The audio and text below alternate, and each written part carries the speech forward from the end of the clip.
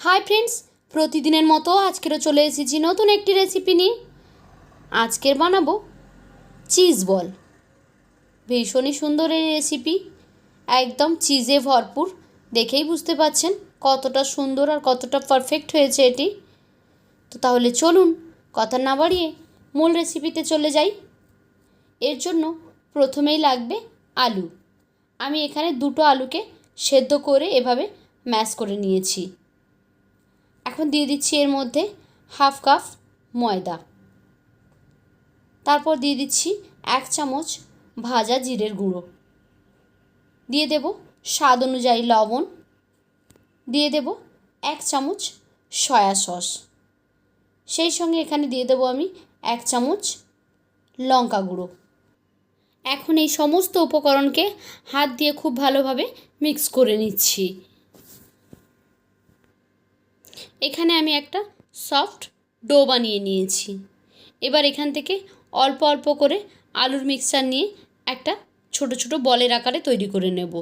এইভাবে প্রথমেই আমি সবগুলো বল এখানে তৈরি করে নিচ্ছি, তাহলে সাইজগুলো একই রকম থাকবে আর বানাতে অনেক সহজ হবে।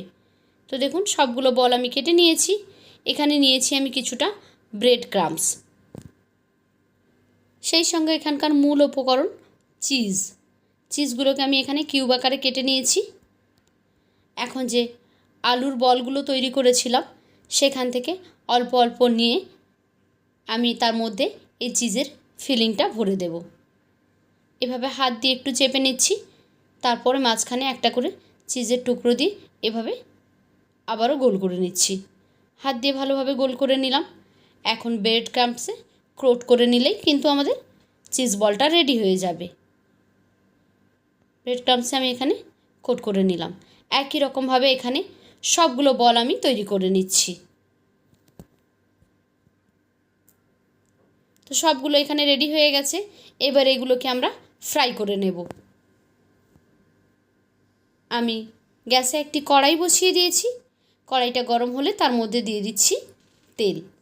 সাদা তেল আমি এখানে দিয়ে দিচ্ছি। এখন এই গরম তেলের মধ্যে দিয়ে দিচ্ছি একটা একটা করে চিজের বলগুলো।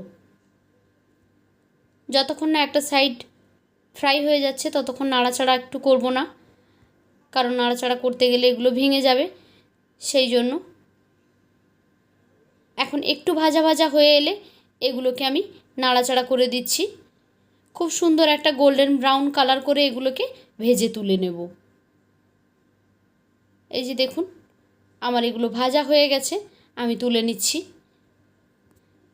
তো রেডি হয়ে গেল আমাদের চিজ পোটাটো বল।